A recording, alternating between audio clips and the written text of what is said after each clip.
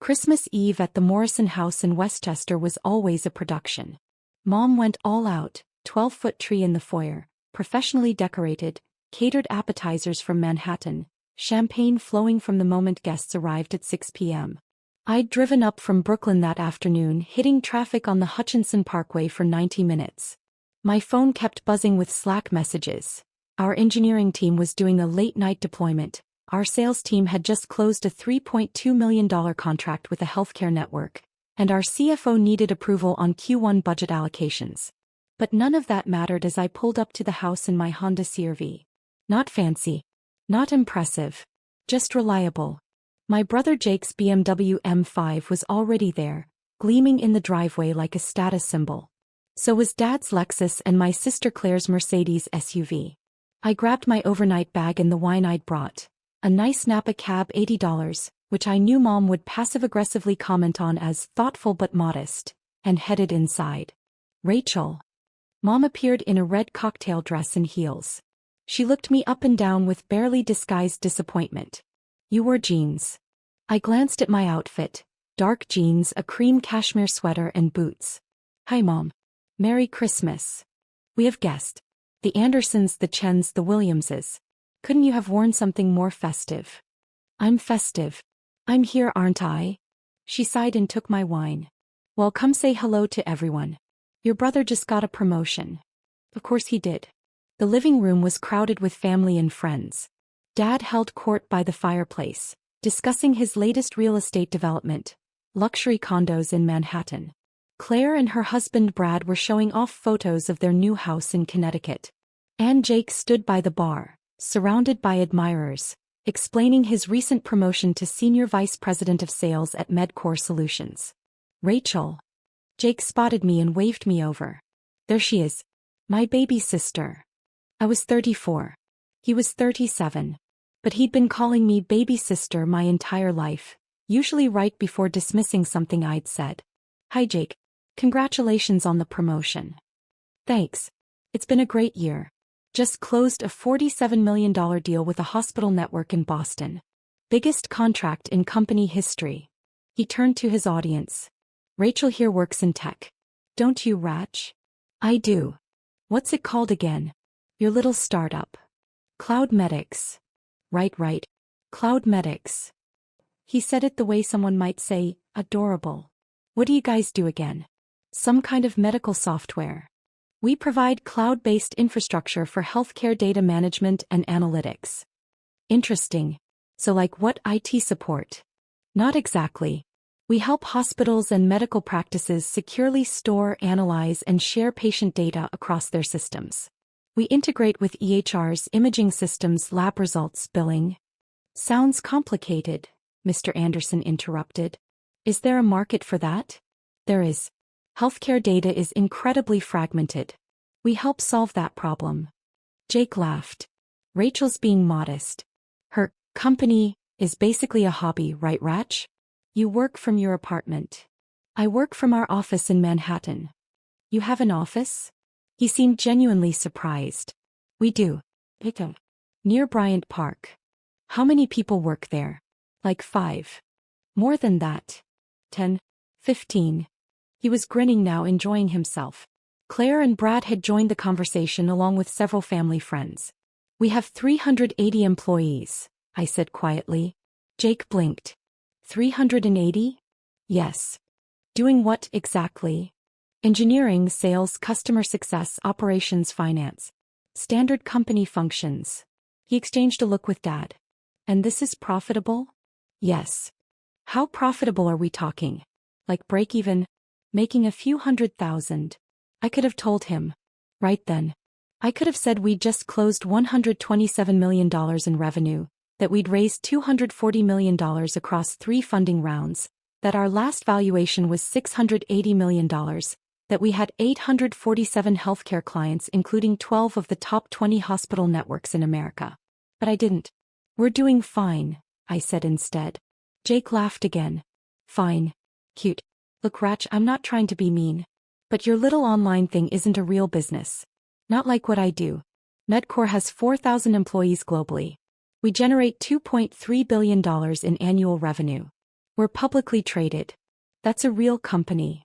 Jake, Mom said gently, I'm sure Rachel is doing her best. I'm not saying she's not. I'm just being honest. Most startups fail. It's statistics. Rachel's been doing this for 6 years now? If it hasn't taken off by now, it's probably not going to. No offense. None taken, I said, even though offense was definitely taken.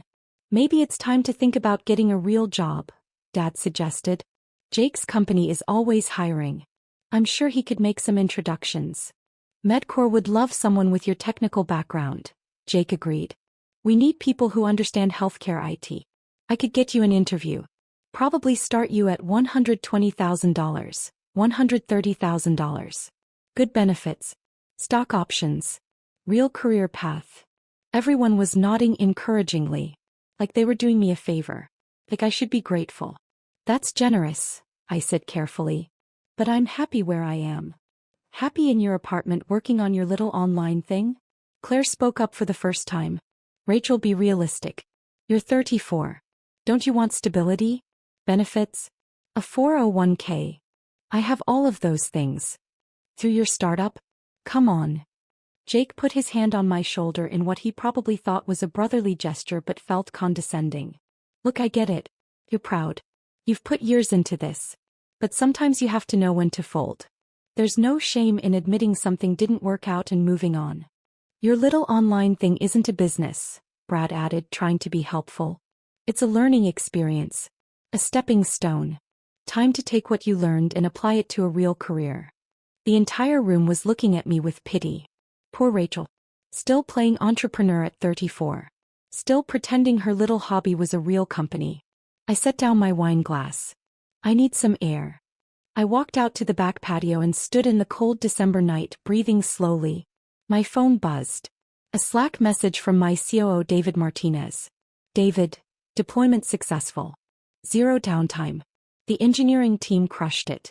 Me, excellent. Tell them great work. David, how's the family thing? Me, about as expected. David, they still think you're unemployed? Me, they think I'm running a hobby business from my apartment. David, incredible.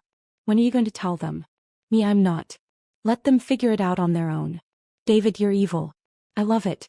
I went back inside after 20 minutes. The party had moved on to other topics. Nobody asked where I'd been. The thing is, they had good reason to be skeptical 6 years ago. In 2019, I'd quit my job as a healthcare consultant at Deloitte to start CloudMedics. Everyone thought I was insane. I'd had a 6-figure salary, partnership track, excellent benefits. And I'd walked away to solve a problem that most people didn't even know existed. Healthcare data was a nightmare. Hospitals had separate systems for patient records, imaging, lab results, billing. Nothing talked to anything else. Doctors wasted hours trying to find information. Patients' records were incomplete. Billing was a disaster. I'd seen it firsthand during my consulting work. And I knew there had to be a better way. The first year was brutal. I burned through $90,000 in savings. I lived on rice and beans. I taught myself cloud architecture and healthcare compliance regulations. I worked 18-hour days building a platform that nobody wanted yet. CloudMedics launched in 2020 with one client, a small medical practice in Queens that owed me a favor. We managed their data for $500 a month. Then COVID hit. Suddenly, every healthcare provider in America needed better data systems. Telemedicine exploded. Remote patient monitoring became critical. Data sharing across systems wasn't optional anymore. It was survival. CloudMedics was perfectly positioned. We had the technology, the compliance, the infrastructure. And we could deploy fast. By the end of 2020, we had 47 clients and $2.3 million in revenue.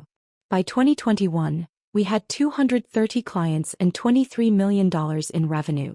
By 2022, we'd hit 520 clients, raised $85 million in Series B funding, and generated $67 million in revenue.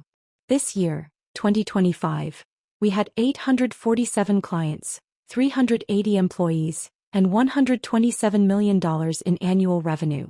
Our Series C round had valued us at $680 million. But my family had no idea. They'd seen my modest apartment in Brooklyn, which I owned outright mortgage-free, but they didn't know that. They'd seen my sensible car, paid cash.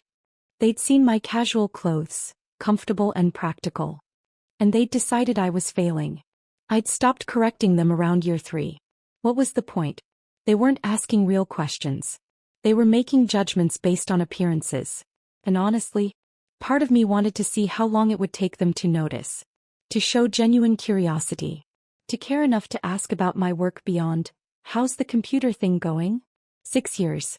The answer was 6 years and they still didn't care. 3 weeks after Christmas on a Wednesday afternoon, I was in my office reviewing our Q1 sales pipeline. We had 17 deals in late-stage negotiations, including 3 enterprise contracts worth $10+ million each. My office was on the 23rd floor of our Midtown Manhattan headquarters. Floor-to-ceiling windows overlooking Bryant Park.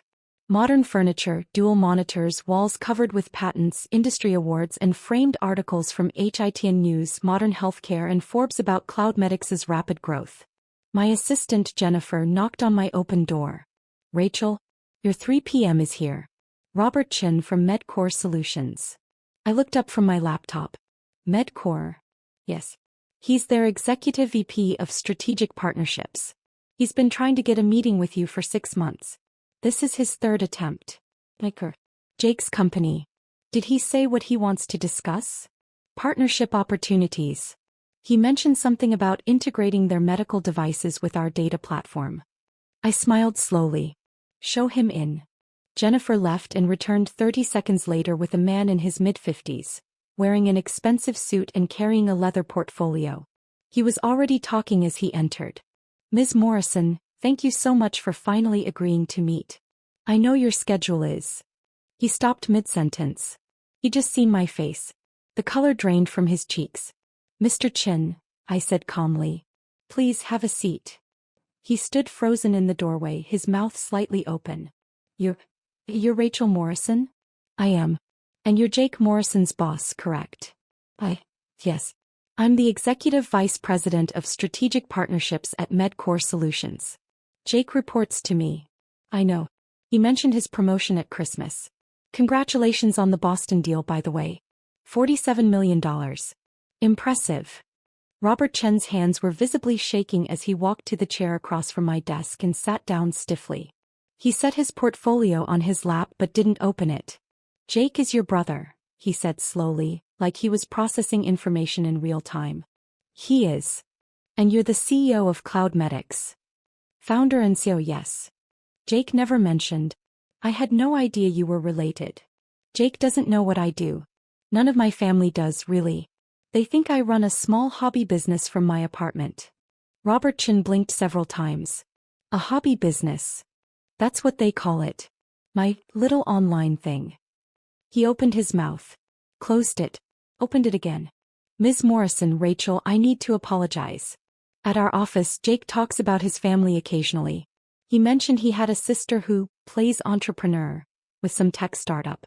He made it sound like you were struggling. Like it was a side project that hadn't worked out. He thinks that because I let him think that." "Why?" "Because he never asked what I actually do. None of them did. They saw how I dressed, where I lived, what I drove, and decided I was failing. They never bothered to Google my name or my company. They just assumed." Robert Chin ran his hand through his hair. "Oh my God. Jake has no idea that CloudMedics is worth $680 million? No, he doesn't. I don't even know what to say. We've been trying to partner with CloudMedics for over a year. We see you as the future of healthcare data integration. We wanted to discuss embedding our device data directly into your platform. It would be huge for both companies." "I'm aware. I've read your proposals. All 3 of them. And I've been considering it. Your medical device technology is excellent. Your market reach is impressive. A partnership could work." "Could work," he repeated. "Not will work. I need to be sure any partnership serves CloudMedics's mission and our clients' needs. That comes before everything else." "Of course. Absolutely." He finally opened his portfolio and pulled out a presentation deck. I prepared a full proposal. Market analysis, integration specs, revenue projections. "Mr. Chin, before we discuss business, I need to address something." He looked up. Yes. Jake can't know about this meeting. Not yet. What? I don't want him to find out I'm the CEO of Cloud Medics from you. He'll find out eventually, but on my timeline, not yours. Rachel, with all due respect, Jake is one of my senior VPs. If we're going to partner with Cloud Medics, he'll need to know. He'll be involved in the integration planning. Then we won't partner. He stared at me. You're serious? Completely serious. My relationship with my family is complicated. I'm not ready for them to know what I've built. Not yet. That's a deal breaker for Medcore, I understand. But those are my terms. Robert Chin sat back in his chair, processing. How long do you need? I don't know. Maybe a few months. Maybe longer. Rachel, I've been chasing this partnership for over a year. Cloud Medics is the crown jewel of healthcare data platforms. If we integrate with you, it transforms our business model. I can't wait indefinitely. I'm not asking you to wait indefinitely. I'm asking you to be patient while I figure out how to handle this situation. And if I agree, if I keep this quiet from Jake and the rest of Medcore's leadership, then we can discuss partnership terms. Not a guarantee, but a real conversation. He drummed his fingers on the portfolio, thinking, I need something in return. Such as a timeline. I need to know when you're going to tell your family, because eventually this will come out. And when it does, I need to know Medcore won't be caught in the middle of family drama. Fair enough. I'll tell them by April 1st. That gives me 3 months. And if we move forward with a partnership, Jake will need to recuse himself from the Cloud Medics integration team.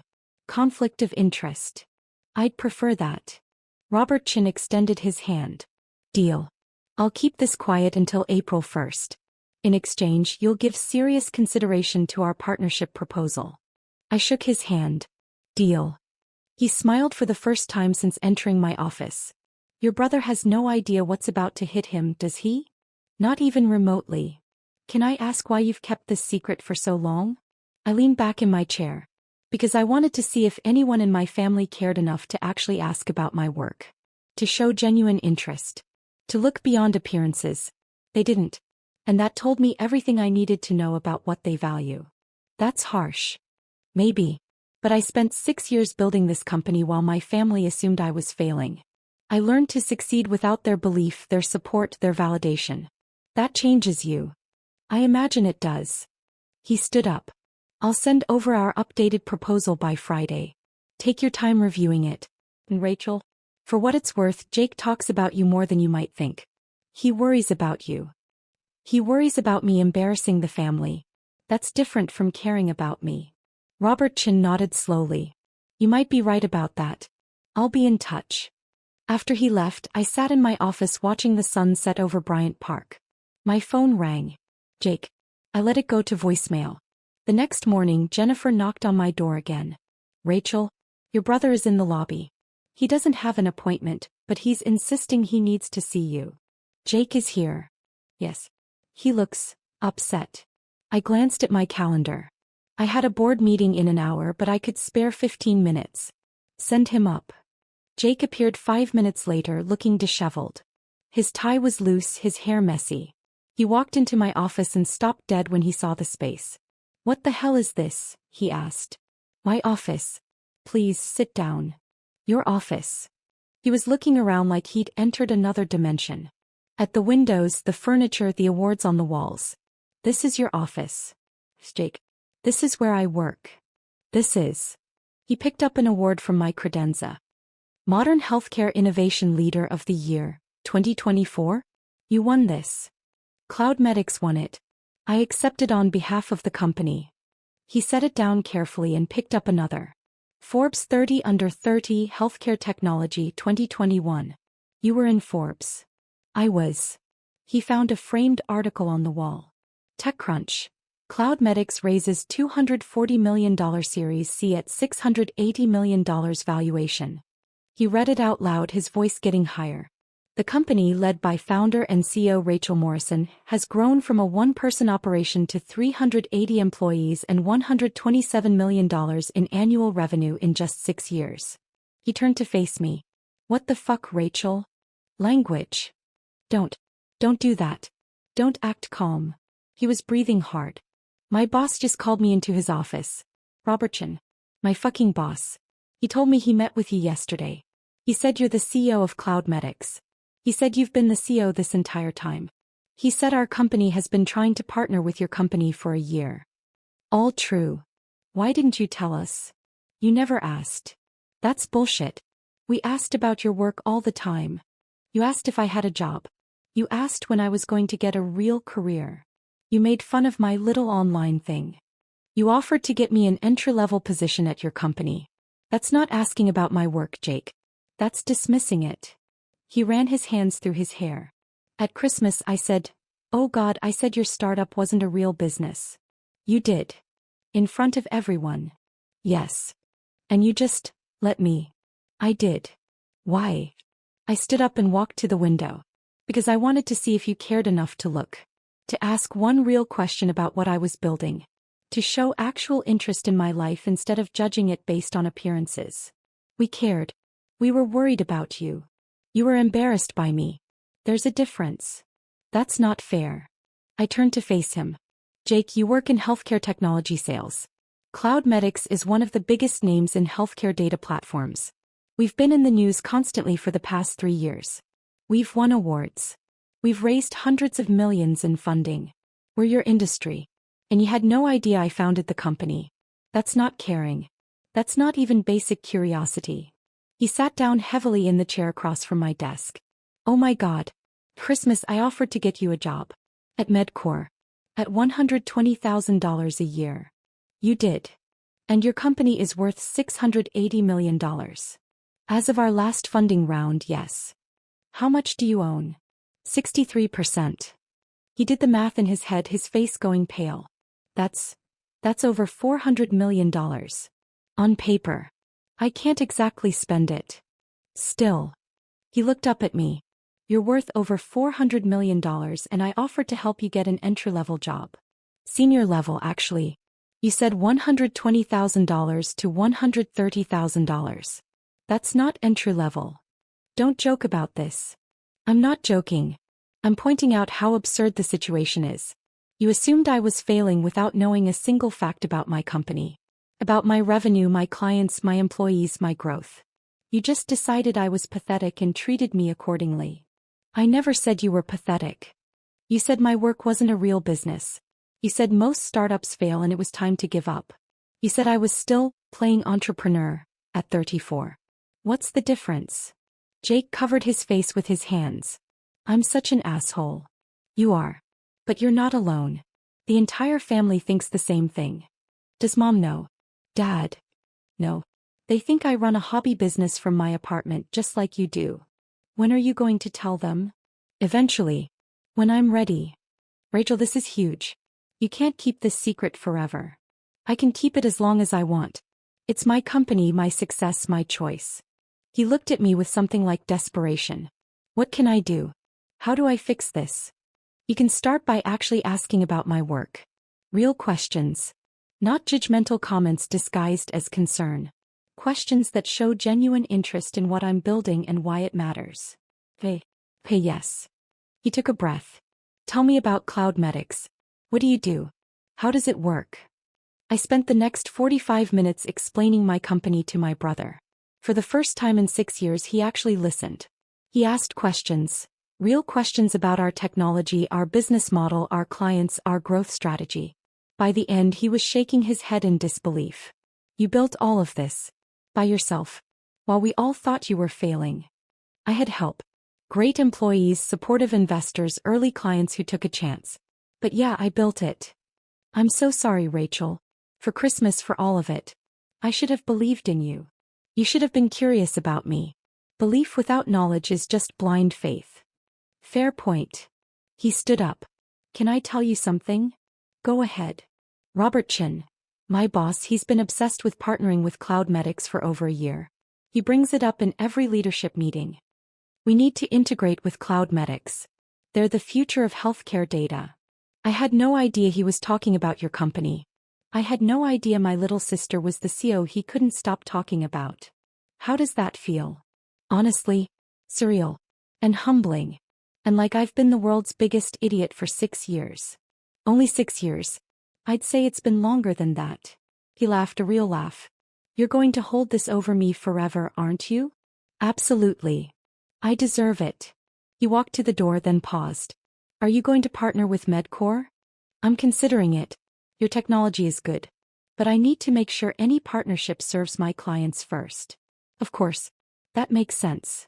He hesitated. For what it's worth, I'm proud of you. I should have said that years ago. I'm proud of you. Thanks, Jake. When are you going to tell Mom and Dad? Soon. Maybe at Easter. I haven't decided. They're going to lose their minds. I know. After he left, I sat in my office for a long time processing. My phone buzzed. A text from David Mysu. David, how'd it go with Jake? Me, about as expected. He's in shock. David, is he going to tell your family? Me, I asked him not to. We'll see if he can keep his mouth shut. David, $20 says he tells everyone within 48 hours. Me, deal. I think he'll last at least a week. Jake lasted 3 days. On Saturday morning my phone started blowing up. Mom, Dad, Claire. Everyone calling at once. I let them all go to voicemail. Finally Mom left a message. Rachel Marie Morrison, Jake told us everything. About your company, about your office, about your valuation. Why didn't you tell us? Call me back immediately. I called David instead. You owe me $20, he said immediately. Yeah. Jake cracked. 3 days. I'm actually impressed he lasted that long. What should I do? About what? My family. They all know now. So, let them process it. You don't owe them an immediate explanation. They're going to want to talk. Of course they are. But that doesn't mean you have to drop everything to make them feel better about underestimating you for 6 years. Take your time. He was right. I spent the weekend ignoring calls and texts. By Monday I had 43 voicemails. On Tuesday I finally texted the family group chat. Me. I'm aware Jake told you about Cloud Medics. I'll come to Sunday dinner to discuss. Until then, please give me space. Sunday dinner at my parents' house was the most awkward meal of my life. Everyone was there. Mom, Dad, Jake, Claire and Brad. All sitting around the dining table staring at me like I was a stranger. So, Dad said after 20 minutes of painful small talk. Cloud Medics. Yes. $680 million valuation. That was our Series C round, yes. You own 63%. I do. That makes your stake worth roughly $428 million. On paper. I can't access that money unless we have a liquidity event.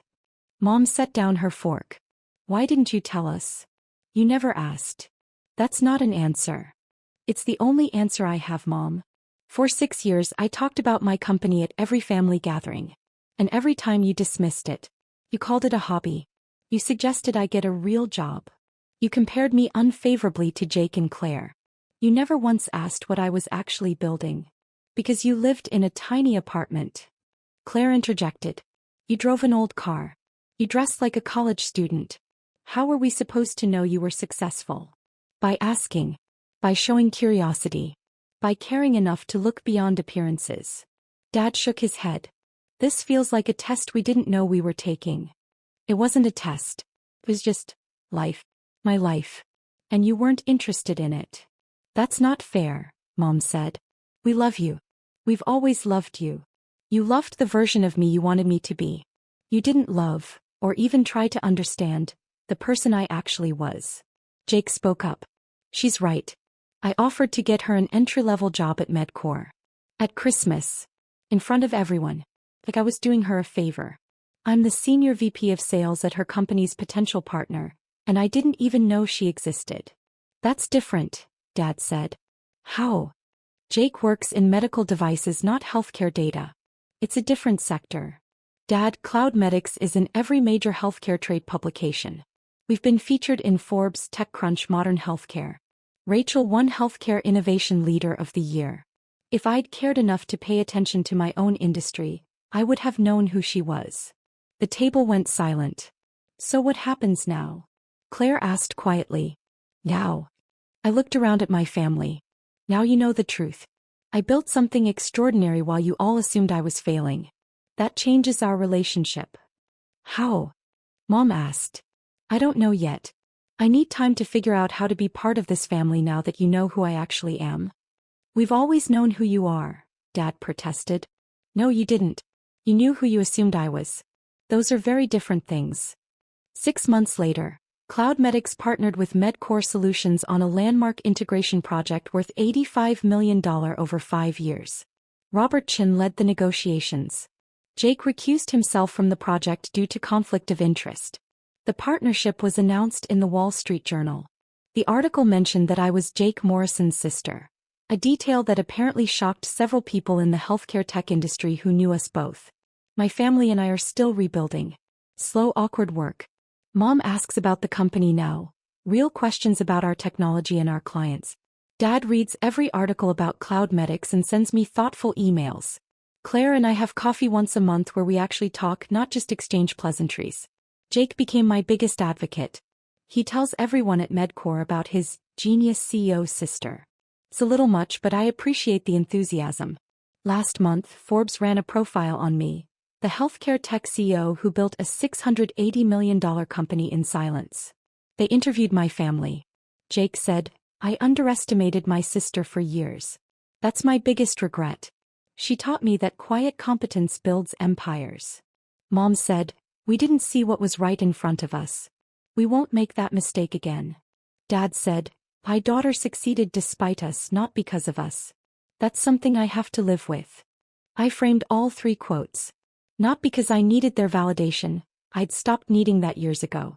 But because they were finally telling the truth. And truth, even delayed, is worth celebrating.